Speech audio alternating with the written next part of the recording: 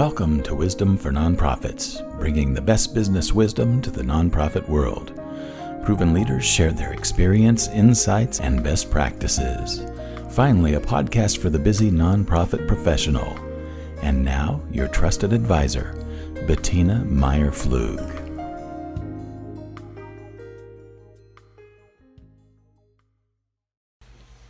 Hello folks, I'm here today with Kim Fisher, one friend of mine that's a nonprofit strategist, and she's the owner of Vision Catalyst, and she has lots to offer, and I invited her to be in our podcast today to talk a little bit how to establish your nonprofit. So welcome, Kim. Hello, Betina. Thanks so much for inviting me to be with you today. I'm very excited. Can you tell me a little bit about your background? How did you get involved with nonprofits and why you're so passionate about it? Yes. Well, I have spent over 30 years of my career as a nonprofit executive, and I just from a very young age wanted to make a difference in the world, which we all do that love nonprofits, and kind of act as a coach and a strategist to help them create their dream and to implement the dream, to see what they're becoming and to walk alongside them. That's awesome. I've been attending to a lot of networking meetings for nonprofits, and there are a lot of passionate people that wants to start a nonprofit. So that's why I think it's very important your role to support this. And I'm going to make you some questions. So the first of all, what are the steps to open a 501c3? That is a very, very big question, Betina. And yes, it gets overwhelming because if you've looked at the nonprofit application, the IRS form is called a 1023, and it looks just like a tax return. The IRS loves, those 1040s that we all have to file every year with all these questions and boxes and small, narrow type. That's how a 1023 is. So there are a lot of different steps to actually complete the 1023. And my favorite thing to do is actually help create nonprofits by using this. So I'm going to take a few minutes here just to talk about some of the overview of the steps, and then we can go into some more detail. So the main thing to do is to make sure that you know what your vision and mission statement is. A lot of people starting a nonprofit kind of have a vague idea of what they want to do, but they're not really sure what their focus is going to be, because not every program, not every person is going to be your target, so to speak. You really have to look at what your particular vision and mission is and what you want to do to make a difference in the world. So the first thing you have to know is what that is specifically, and then you have to create your name. A lot of times my very first meeting with my clients is actually creating their name, which is so fun to bring it all together. And then the practical dynamics of what you have to do, and it's actually different in every state, Betina, because you have to incorporate in your state that you're in. So the 1023 is an IRS form, but you also have to be incorporated just like any other organization. So, and as I said, you incorporate in whatever state you're in. I incorporate in all 50 states, so I've done this many different places. And every state has different rules of how you have to do it. So I might say something today, but those of you that are listening, when you go to do it in your own state, you might need to do it differently in your own state based on what their rules are. So you're choosing your corporate name, and then you go on to your Secretary of State website, and you see if the name is available. And it may or may not be available to you, because again, it's the state, it's not the IRS. So you do that first, and then don't do anything to file your articles of incorporation yet. You go then to your IRS website where you get your employer identification number or your EIN. And then I recommend people do that first, because what I have found, sometimes people will incorporate in their state with one name, Betina Pflug Foundation, but then you go to the IRS, and the IRS won't give you Betina Pflug Foundation, but you have no idea why. So I have people go to the IRS first and do Betina Pflug Foundation, and then go incorporate on their state. So that's the next big piece. You're making your articles of incorporation and you're filing them. There's usually a fee of between $30 and $50 depending on the state to do that. So it's not that expensive. And there's many, many things that I can share about all the steps and how we do this. But I want to talk a little bit about the actual 1023. So when you do a 1023, the IRS, there's a 1023-EZ and the 1023 called the long form. And it's just, again, like your tax returns. You can do a 1040-EZ or a 1040 long form. But anyone in this work that I do, really, we all recommend that you do the long form. When you do the short form, it's a short form you can do on the internet. It doesn't take very much time. It's less expensive. It is, I think it's $450 versus $600 to do the long form. But you don't actually get a full nonprofit status from the IRS. And your form from the IRS, the tax exempt letter will say that on there, which means it can make a difference when you're applying for grants and other kinds of things. So you may not get grants because you haven't gone through the due diligence of creating your organization. The other issue is that you can only generate $50,000 in a year if you do the EZ form. People ask me that question all the time, can I do the EZ? So I suggest that you do the long form, even though it's much more time consuming to do that. And the 1023 has many different kinds of things that you have to do. You have to create your board of directors and bylaws, a 3-year budget, and you've got a whole bunch of stuff, a bunch of questions that they want you to answer. But I'm going to stop there for a second because I've been talking for a long straight time period there and see what else you want to ask me. I would like to know if it's necessary to hire a lawyer to do a 501c3, to open a 501c3. A lot of people think that you do need a lawyer, and the lawyers will tell you that you need a lawyer, but no, really, anyone can do it, especially in the internet age. You really can go on and find a lot of this information on the internet. However, when you work with someone like myself, for example, a lawyer will charge you $5,000 to $7,000 to do a very simple nonprofit. And what they do, they operate really almost like an accountant who does your tax return. So you're working on all your own personal finances. You have to generate all your financial statements, all the records. You hand them to your accountant. They fill out the form and mail it in for you. That's what the lawyer does when they're working on your 1023 application. You still have to do all of the work, and you send it to them, and they charge you thousands of dollars to basically fill out your form and mail it in for you. So you can do it yourself, or you can work with someone like me. And what I really bring, Betina, and it's a little bit different, is I do the coaching piece with my nonprofit clients, which is what I love. Helping them figure out who they're becoming, what they want to be, walking through the entire process with them. So for an example, I do the interviewing. I give my client an assignment, whether it's about their board or their vision or their history, and then I interview them and type it all up for them and actually create the packet and send it to the IRS on their behalf. So there really is absolutely nothing that needs to be done by an attorney or even a CPA for that matter. And now that you mentioned that you do more than just paperwork, you help finding out the mission and everything. Something that people always ask is how many board members would I need and how to bring them to my project? Yes, that's actually a very, very, very important question. And any of us that have done nonprofit work, either we've served on boards or we've been working for a nonprofit, realizes how your board can really make or break your organization. So, for an example, so establishing your board is really the most important thing, but it's often the thing that we don't do as much. So having the number of board members required, and it's going to be different by state. The IRS requires only 3 to be able to file your 1023. However, it can be 3 to 4 is probably good. And one thing I always want to distinguish when I'm talking to my clients that are forming an organization from the beginning is there's a different kind of a board, I think, for your formation and your visioning piece versus when you actually become a stronger, longer term, bigger organization. So for an example, people say, who should be on my board?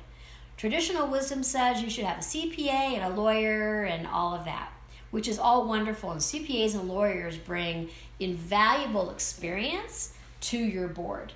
But in a visioning stage, what makes a lawyer and a CPA so good on your board is they're often the ones that put stopgaps into place. They're asking the questions. You're off dreaming in dream world, and your lawyer and CPA is saying, all those dreams are great, but how do we implement? Where's the money? And that's the check and balance on a board that is so powerful. But when you're just beginning your nonprofit and you have a brand new vision, I recommend that people bring in people on their board that are for them and that are visionary with them, that can just help to dream and get out of boxes and just be able to plan what this is going to be long term. So most of the time when I form a board, a brand new organization, it is just what I said. Often the founder is also the president of the board. And then there's legally you have to have a president or chair, whatever you want to call that, and a secretary and a treasurer. A vice president is not necessarily required by law. The other three are. So often what I do is I'll form president, vice president, and have one person be secretary, treasurer. Or you could do president, secretary, treasurer, and not have a vice president, whatever the board wants to structure. So, and then once the board develops and grows, or the organization develops and grows, then you could bring in and expand your board. But I say one thing that's also really important is you have people on your board that are good fundraisers. So people that just want to come and give you their opinion, and we've all known that, we've all had board members that's what we've experienced. They give you their opinion and they tell you what to do, but they're not there to help you with what you need. We all need working board members, especially when we're first starting out. Yes, talking about fundraising, that's a very important subject. Once the file is all done, how long does it take, and when can I start receiving donations? That is a great question. So, first of all, it takes the IRS, I'm seeing now the shortest I've ever had is 3 months, but the ones I'm doing now are taking about 8 months to actually get approved by the IRS. So it's a lot more time consuming. But the good news is once you file your application with the IRS, you get a letter back from them saying, we've received your application. Basically, you're in our system. We'll tell you when we tell you, kind of thing. and then you wait some more. So once it is filed and you have that letter, what I basically say is once they receive it, you can do it before you get the letter. Once you ship that off and the IRS has received it, you can actually begin receiving donations at that point because you're now in process. The IRS considers you, once you're in process, that you can now legally receive donations. However, what you actually need to do when you talk to your donors, and even when you send receipts out, you need to have some verbiage on the bottom basically saying Betina Pflug Foundation has applied for their tax-exempt status, EIN number, and then you have the number there.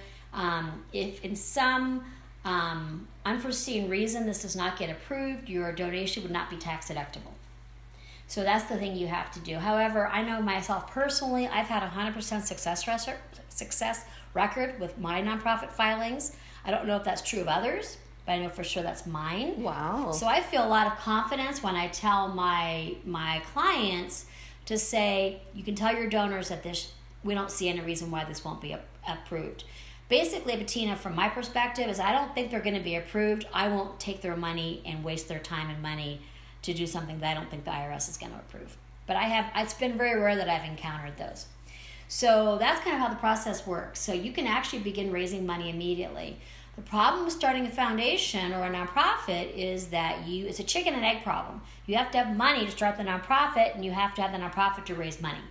So there is actually a way to do that that's much easier than people think it is. Talking about money, what are the costs to open a 501c3? Well, with the IRS, the cost is, they've actually just reduced it. The IRS cost is $600. And as I said, I think the easy, I believe, is $400 or $450. And there's also your articles of incorporation, which in states are running between $30 and $50. There's can be other shipping expenses. So the estimate that I usually tell my clients is usually about $1,000 is what I say as far as costs and fees and administrative things to do, just so that they have enough money sitting there. My personal cost to do a nonprofit is $2,000. So, as I said, it costs probably about $3,000 to actually start a nonprofit from beginning to end. Oh, that's not that bad for Yes. initial investment. No, and what's great about it, Betina, is going back to where I said that you want to do the full nonprofit filing, is because when you have the nonprofit filing done, you've got your board of directors set up, you've got a 3-year budget set up, you've got a basic fundraising plan set up. You have an organization that is set up for success. And that's really, as we know, we need to plan well to begin with to make sure that things are going to be successful for us in the future. Talking about planning, how much should I plan to pay for annual fees, and how does that work? Yes, and that's something that I've had. I think there's a misconception that people believe that the nonprofit is expensive year after year. There are no annual fees for a nonprofit. Your annual fees that you will pay is any organization, even if you have an LLC or anything else, you have to file annual statement of information about your organization. So, for an example, the statement of information is going to be somewhere between $30 and $50 a year with your state, and your state is the one that you file that with. But there's no ongoing filing fees or anything updated with the IRS, except for, of course, a 990 tax return. Let's just talk about that for a minute. Once you are a nonprofit, then you do file your 990 tax return. If you have less than $50,000 a year, you can file a 990N, I believe it is. That's like a little postcard. But then once you hit that, you're going to be filing a 990 tax return. And in that case, you're going to be hiring a nonprofit CPA who can actually do that tax return for you. That cost is anywhere between probably $300 and $600, depending upon your CPA that you choose to work with. So on an ongoing basis, the fees for maintaining your nonprofit are actually very low. And can you tell us a little bit about the importance of this Form 990? How the nonprofits use, how the IRS use it? Yes. So the 990 is the tax return, and that's just what the IRS numbers it as. And part of the reason why you always want to have a qualified CPA do your tax return is, and again, as you know, within the nonprofit world, we're always trying to keep our administrative costs low compared to our program costs. And that tends to be a benchmark that people look at to see if they want to invest in your organization or not. So a qualified CPA will actually take your profit and loss and balance sheet and all your reports and create it into a tax return where they do what's called functional allocation, which means your salaries and some of your other expenses can be taken out of administration and put into program. For an example, an executive director spends at least 50% of their time in program. And then they spend time, maybe an average executive director is probably doing 50% program, 25% fundraising, 25% admin. So, but your salary could be coded in admin in your financial system. So your CPA will take that out and allocate that actually on your 990 tax return, which gets your percentage into a more reasonable amount than if you just submitted a profit and loss statement, because that wouldn't reflect what your organization did. Also, 990s will show up on GuideStar, which means that any individual, can go on to GuideStar and look at your 990s. They'll say who's getting paid, what the executive director's salaries are, if your board is getting paid, and everything is public information. So you really only your mission is over there, isn't it? Yes, your mission and vision is on there, and so you really want to have, again, a well-prepared and accurate statement, because it actually becomes a marketing piece for you that you don't even realize that it is. You also want to be posting those on your website so that people at any time can really see. People are wanting more and more transparency, so having, again, a well-prepared 990 that people can access easily is going to work to your benefit. It will help also to your donors to be sure they are donating to a very good organization, isn't it? Exactly. So my last question to you is, for example, if I have a project in the environment world and I want to start a nonprofit, should I start right away open a nonprofit, or it's better if I find a nonprofit that's already open and be a project under them? What are the options that I have? Can I start as a project inside a nonprofit and do a spin-off? How does that work? Yes, and that is a great question. And I think there's as many ways of doing that as there are nonprofits. So I think that the first problem is when people have a vision. People that I work with have their own vision and dream. It's usually theirs, and they're a very specific dream. And you could go under an organization that has a very similar dream as you. The challenge is, what happens is all of your income and expenses will run through that organization. That means you don't own your own donors. If someone donates to your environmental organization, it's going to actually go to the organization that is your parent organization. So you're going to be limited in some ways about how you can even access your donors. There also can be issues when people leave that organization, taking the donors with them. Often the parent company does not want to do that. So that's something to realize. You're also under their board of directors. You're not under your own board of directors, which means you're going to be limited based on who you're working with as far as what you can do. So sometimes it can be a great way to start, but again, longer term, or even in the short term, it can be really challenging as far as your potential growth. And now you can go under, they have different foundations, nonprofit associations, and you can actually go under them. And that's actually a really good option to do, because you can be more separate under their organization, because they operate as an umbrella.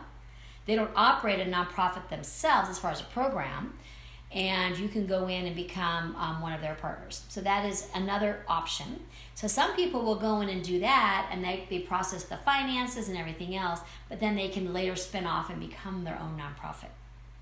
So you can be more efficient, for example, in fundraising, in managing your finance if you are with another nonprofit, but there is pros and cons and everything, isn't it? Exactly. And I have to say, for me, and I think a lot of times people do that is because they don't know how to do the 1023, and it is very overwhelming.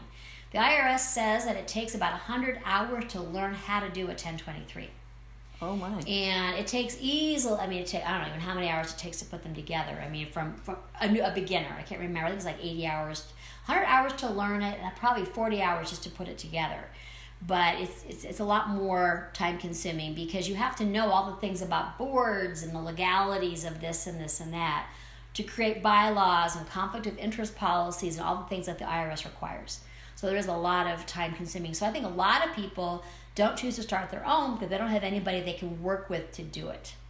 So that's where, again, why I love working with startup nonprofits, because coming alongside them and helping them to start from the beginning, having their own vision, their own dream, creating their own board, and creating their own ability to function independently. So all this information we share here is very important for anyone that wants to start a project in the nonprofit world. So tell our audience here, how can they get in touch with you? You have a website. How does it work? Yes. I offer a 30-minute complimentary consultation. I love to talk with anybody about their dreams. And I just think it's just one of the funnest things that I get to do. And my company name is Vision Catalyst, and my website address is visioncatalyst.org. And I'm Kim at visioncatalyst.org. So that is my website that you can access. And as I said, you can email me. Love to give a consultation on anything with starting a nonprofit. I also manage financial infrastructure for nonprofits. I set up their QuickBooks systems and manage their income and expenses. I do basic fundraising and marketing strategy and board and staff development. Those are the areas that I love to work in. So I would love to chat with anybody. That would be awesome. Maybe we can record other podcasts talking about the subjects that you mentioned. Thank you very much for your time. Really appreciate. I hope everybody that's involved in nonprofits could have access to this information. That's why we created this podcast. Thank you very much, Kim. Thank you, Betina.